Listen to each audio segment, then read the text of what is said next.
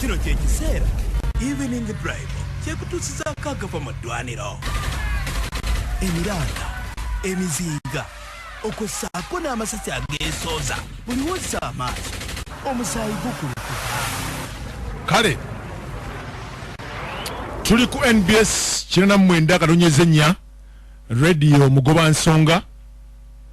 Abantu bangi bongedde okufa mu bitundutundu ebya Gaza ne Palestine okutwaliza awamu, era nga tujidde ku mpewo ng'ennyonyi ezeevuga zokka ezimanyikiddwa nga zi drone zino nno abantu babeera wansi nga beeyambisa enkola ya kompyuta okubanga ennyonyi zino bazivugiraawo nga bwe zikuba ebifaananyi n'okugezaako ketta abantu be basuubira okuba nti balina ebizibu ku ggwanga erya Israeli. Zino no drone zeeyongedde okusuula bomu ku makereziya n'amakanisa, ku mizikiti, okwo nno kw'otadde n'amalwaliro agamu, n'aba Hamas be basuubira enfo ze balimu nazo ne zikubwa.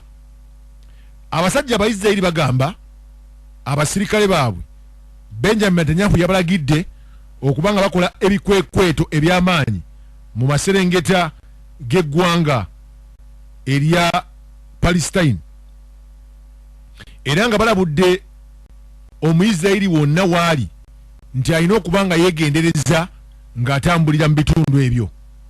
Era Israeli egambye n'emambuka ga Gaza operations zigenda mu maaso, kino bwe kigenza okujjira ng'abantu abasukka mu 4 mu nnaku eziyise 3 bakubiddwa ebikompolwa bya Israeli.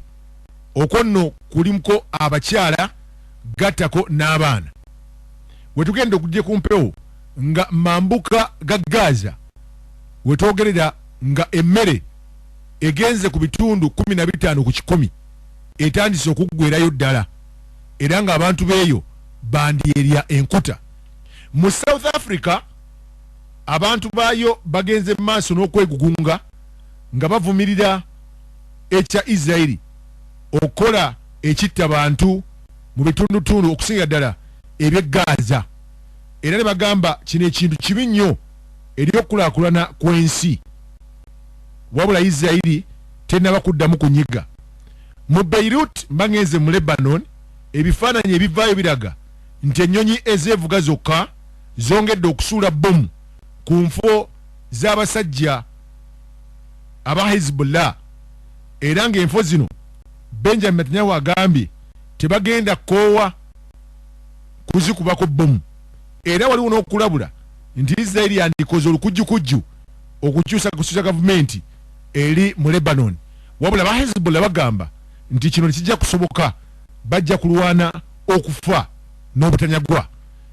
Emmundu eyongedde okutokota mu masekkati ga Gaza, era ng'abantu ba bulijjo balengeddwa nga beekwese mu biyumba biganyegenya. Bwe ngamba biganyegenya ntegeeza ennyumba zino ziba zaakubadda era bifulukwa kumpi, naye nga beekweka mu bwekwesi okwetaasa obulumbaganyi bwa zibbomu gattako n'ebikwekweta ebimu ebikolebwa mu ggwanga lya Gaza.